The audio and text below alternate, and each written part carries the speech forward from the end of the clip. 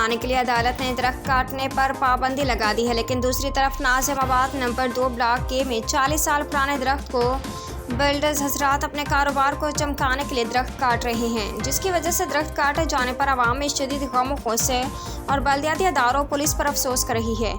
Builder ने तामीरात को नुमायां करने के लिए बिल्डर ने कदीम दरख्त काट दिए। माहौलियाती तब्दीली के बायस शहर में दरख्त काटने पर पाबंदी है। कमिश्नर कराची की जानिब से गुज़श्ता बरस दरख्त काटने पर दफ़ा 144 नाफिज की गई थी।